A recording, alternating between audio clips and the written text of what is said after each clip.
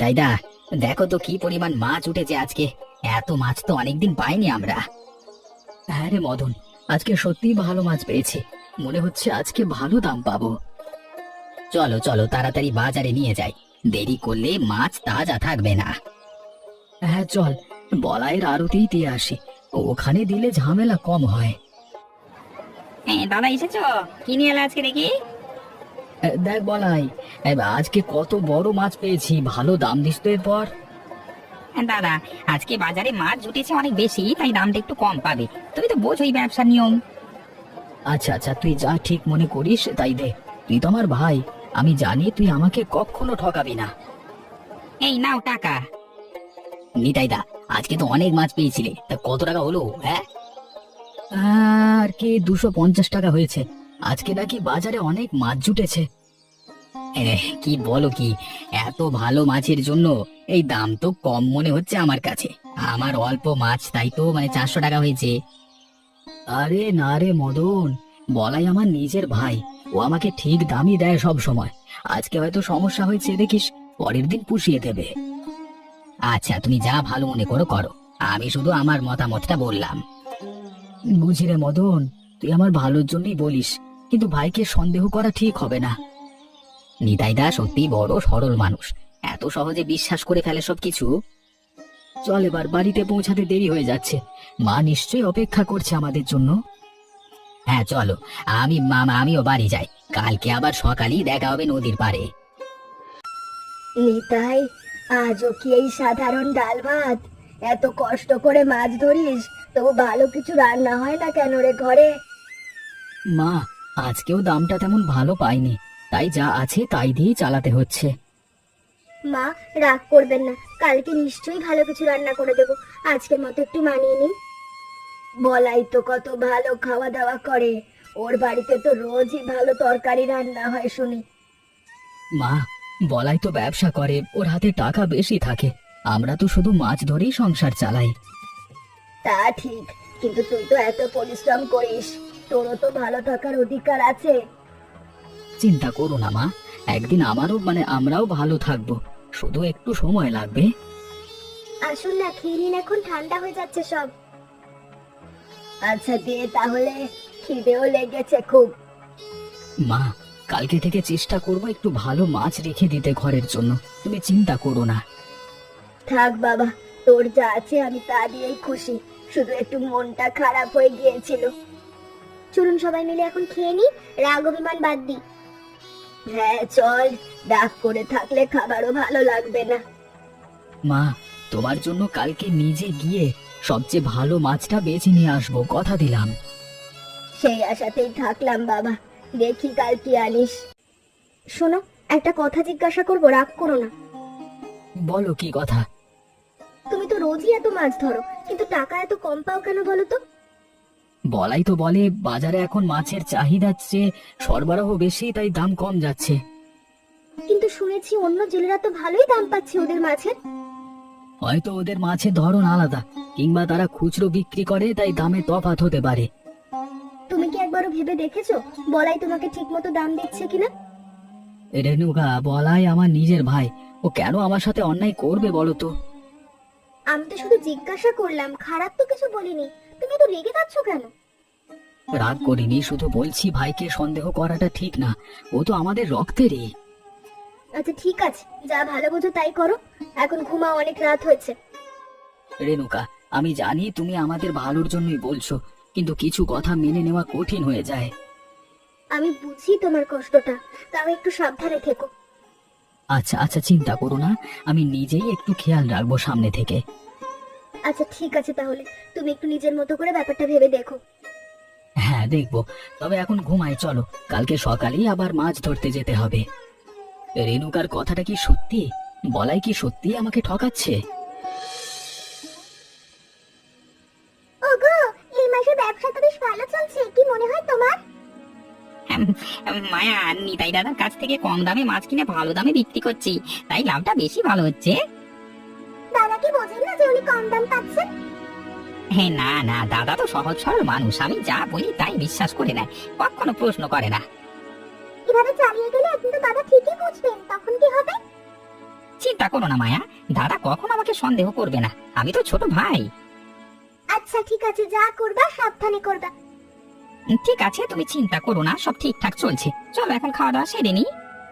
আচ্ছা, তবে দাদাকে মাঝে মাঝে একটু বেশি দাম দিলেও তো পারো, উনিও তো অনেক কষ্ট করেন গো। ব্যবসায় এত আবেগ চলে না মায়া, লাভ না দেখলে তো ব্যবসায় টিকবে না আমাদের। আর দাম তো আমি দিই, কিন্তু একটু কম দাম দিই, তাই। আচ্ছা ঠিক আছে, তুমি যা বোঝো, আমি তো শুধু একটু মতামত দিলাম। জানি মায়া, তুমি ভালোর জন্যই বলো, কিন্তু ব্যবসার হিসেব একটু আলাদা ভাবে দেখতে হয়। ঠিক আছে, তোমার হিসাব তুমিই ভালো বোঝো। এখন খেতে বসে চলো।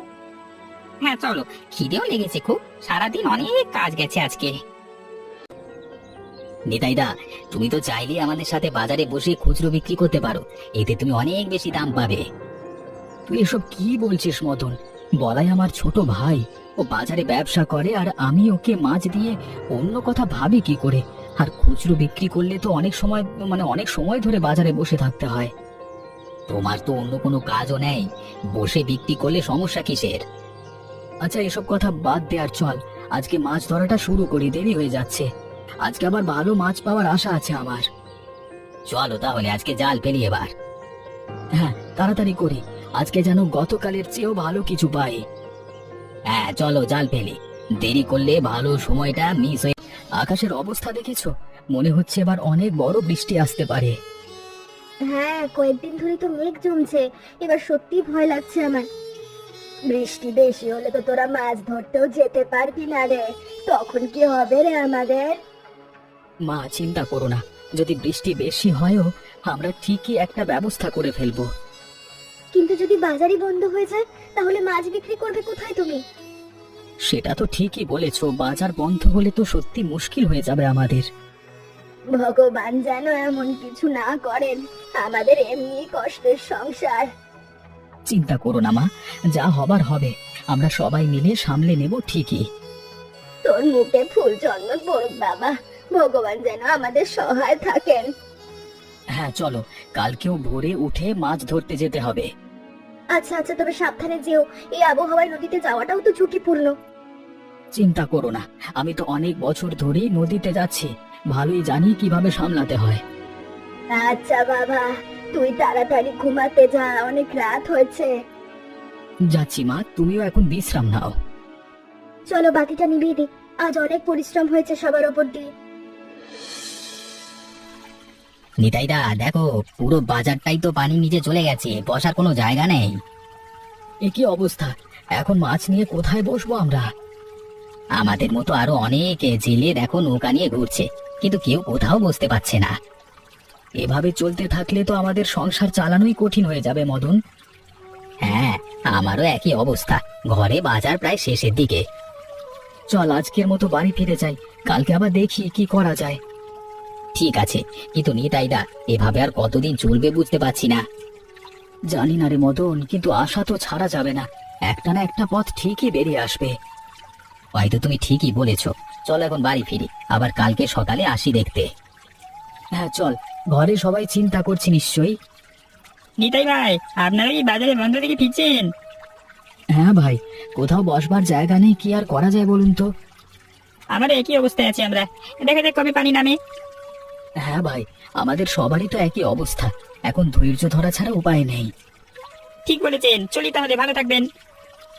চল মদন, বাড়ি পৌঁছাই তাড়াতাড়ি, রাত হয়ে যাচ্ছে। হ্যাঁ চলো চলো, কালকে আবার নতুন করে চেষ্টা করা যাবে। নিতাই, ঘরে তো চাল প্রায় শেষ, আর দু একদিনের মধ্যে তো চলবেও না বেশি। জানি রেণুকা, কিন্তু বাজারই তো বন্ধ, মাছ বিক্রি করব কোথায় বলো তো? বলাইয়ের কাছে একবার যা না বাবা, ও তো ব্যবসায়ী মানুষ, নিশ্চয়ই কিছু সাহায্য করবে। মা, বলাইয়ের কাছে হাত পাততে লজ্জা লাগে, কিন্তু এখন আর কোনো উপায়ও দেখছি না। লজ্জার কথা ভাবলে তো চলবে না, এখন বাচ্চাদের মধ্যেই তো আমাদের খাওয়া লাগবে। আচ্ছা কালকে সকালেই ওর বাড়ি যাব, দেখি কি বলে। ও তো নিজের ভাই, নিশ্চয়ই সাহায্য করবে বিপদের সময়। হ্যাঁ মা, আশা তো তাই করি, দেখি কি হয়। যা বাবা, দেরি না করে সকালেই বেরিয়ে যা, এভাবে বসে থাকলে সমস্যা বাড়বে। যদি সাহায্য না পাও, তাহলে আমরা অন্য কোনো উপায় ঠিক খুঁজে বের করব সবাই মিলে। চিন্তা করো না রেণুকা, আমি আশাবাদী বলাই ঠিকই সাহায্য করবে আমাদের। চল এখন সবাই খেয়ে নি, যা আছে তাই দিয়েই আজকে রাতটা পার করি। হ্যাঁ মা, চলুন, কালকের চিন্তা কাল করা যাবে। আমি আজকে একটু তাড়াতাড়ি ঘুমিয়ে পড়বো, কালকে সকালেই বলাইয়ের বাড়ি যেতে হবে। ভেবেছিলাম বাজার তো বন্ধ, ঘরে খাবারও প্রায় শেষ, যদি একটু টাকা ধার দিতিস।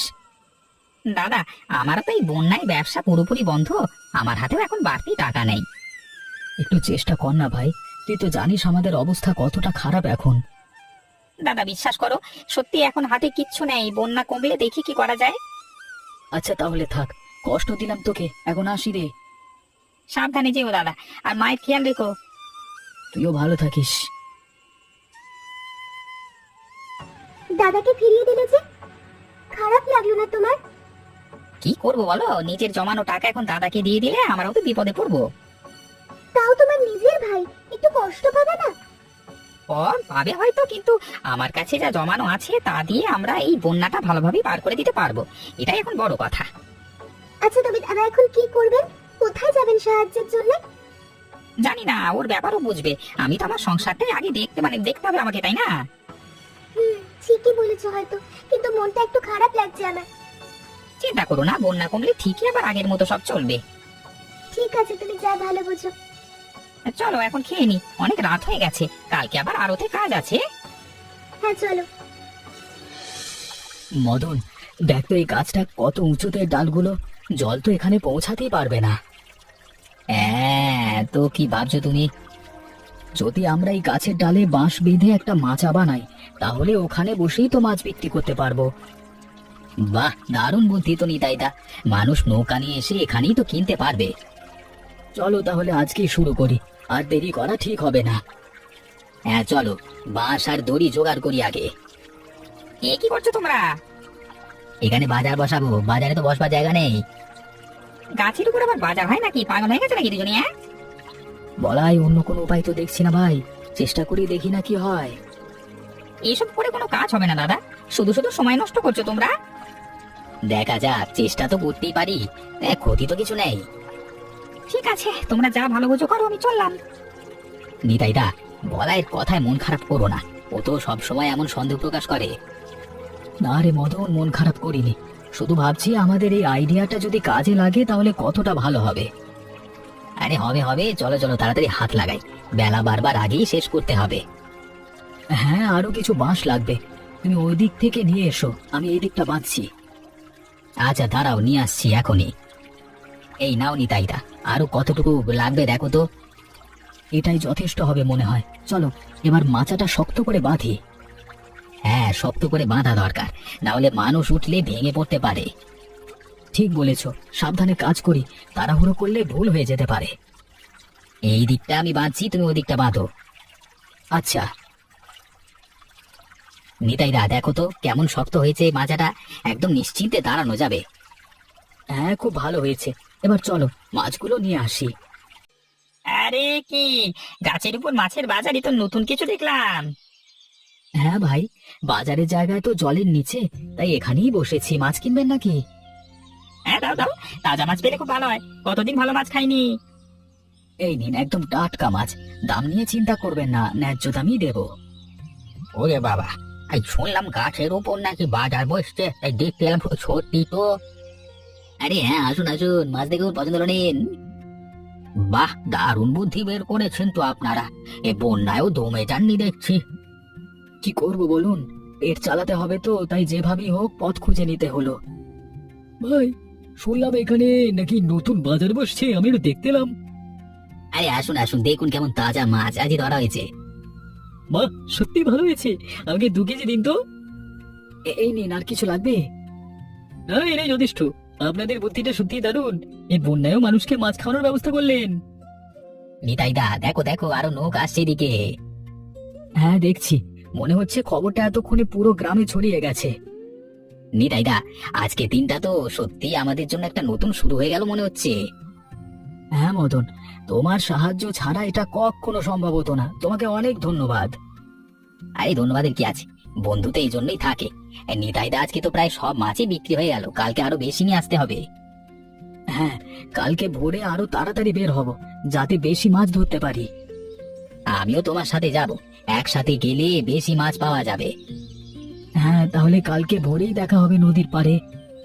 ঠিক আছে, আজকে এখন বাড়ি ফিরি, অনেক কাজ হয়ে গেছে আজকে। বাজারটা তো সত্যি দারুণ চলছে, রোজ এখানে বসবেন নাকি এখন থেকে?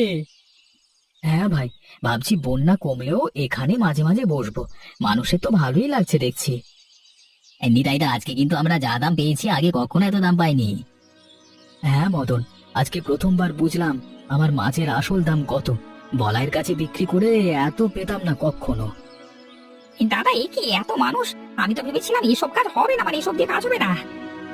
দেখলি তো বলাই, চেষ্টা করলে অসম্ভবও সম্ভব হয়। তোর কাছে বিক্রি না করে আজকে নিজেই বিক্রি করে দেখলাম কত লাভ হয়। দাদা, আমি তো কখনো তোমার ক্ষতি করতে চাইনি, শুধু ব্যবসার নিয়মেই দাম কম দিতাম। জানি বলাই, কিন্তু আজকে থেকে বুঝলাম নিজের পায়ে দাঁড়ালে কারোর মুখোপেক্ষী হতে হয় না। নিতাই দাদা, আমরাও কি তবে বাজারে একটা জায়গা পেতে পারি? আমাদের আড়তের ব্যবসাও তো প্রায় বন্ধ হয়ে গেছে। দেখা যাক, এখানে সবারই সমান জায়গা পাওয়ার অধিকার আছে, তবে দাম নিয়ে সবার সাথে ন্যায্য ব্যবহার করতে হবে। কিন্তু নিতাই ভাই, এই গাছের মাঝায় তো জায়গা সীমিত, সবাই যদি এখানে বসতে যায় তাহলে কি হবে? হ্যাঁ, সেটাও তো একটা সমস্যায় দাঁড়াতে পারে সামনে। সত্যি তো, এত মানুষ এলে আরো জায়গা লাগবে, এখন এটা নিয়েই ভাবতে হবে আমাদের। নিতাইদা, চলো আমরা আরো কয়েকটা গাছে মাচা বানাই, তাহলে সবার জন্যই জায়গা হয়ে যাবে। হ্যাঁ, ভালো বুদ্ধি মদন, কালকে সকালেই দেখবো কোন কোন গাছ কাজে লাগানো যায়। দাদা, আমিও কি তোমাদের সাথে কাজে সাহায্য করতে পারি? আমার কাছে কিছু বাঁশের দড়ি আছে দোকানে। হ্যাঁ বলাই, নিশ্চয়ই পারিস। এখন থেকে আমরা সবাই মিলেই কাজ করব, আলাদা আলাদা না। ধন্যবাদ দাদা, আমরা সত্যি লজ্জিত আগের আচরণের জন্য। সবাই মিলে কাজ করলে তো সবচেয়ে ভালো হয়, একলা একলা কিছু করাও কঠিন। নিতাই বাবা, শুনলাম তোর বাজার নাকি খুব ভালো চলছে, আমিও দেখতে এলাম। হ্যাঁ মা, দেখো আজকে প্রথমবার নিজের হাতে বিক্রি করে বুঝলাম আমার পরিশ্রমের আসল দাম কত। তোর মুখে ফুল চন্দন পড়ুক বাবা, আমি জানতাম তুই একদিন ঠিক সফল হবি। ঠিক বলেছো নিতাইদা, চলো এখন সবাই মিলে পরিকল্পনা করি কিভাবে আরো মাচা বানানো যায়। হ্যাঁ, কিন্তু নদীর জল যদি আরো বাড়ে তাহলে তো এই গাছের মাচাও হয়তো টিকবে না, সেটাও ভাবতে হবে। সেটাই চিন্তা। সত্যি দাদা, আবহাওয়ার খবর তো ভালো কিছু বলছে না শুনলাম। আমরা তো এত কষ্ট করে এটা বানালাম, যদি আবার পানি বেড়ে যায় তাহলে কি হবে? জানি রেণুকা, কিন্তু আমরা তো একবার লড়াই করে দেখিয়েছি, দরকার হলে আবারও সবাই মিলে লড়বো। ঠিক বলেছো নিতাইদা। দাদা, আমরা এখানে সবজির দোকানে দেবো, তাহলে মাছ এবং সবজি সবই পাওয়া যাবে এখানে। বাহ, এটা তো খুব ভালো বুদ্ধি, কালকে থেকে আমরা এখানে সবজির দোকানও বসাবো। দেখো তো ছেলেরা, শেষ পর্যন্ত দুই ভাই একসাথে দাঁড়িয়েছে, এর চেয়ে খুশির আর কি হতে পারে আমার জন্য। মা, এবার থেকে আমরা সবাই মিলেমিশে থাকবো, আর কোনো ভুল বোঝাবুঝি হবে না। হ্যাঁ, এটাই তো আসল কথা, পরিবার একসাথে থাকলে যে কোনো বড় বিপদ আপদই পার করা যায়। চলো সবাই আজকের মতো এখানেই ফিরি, কালকে আবার নতুন দিন শুরু হবে।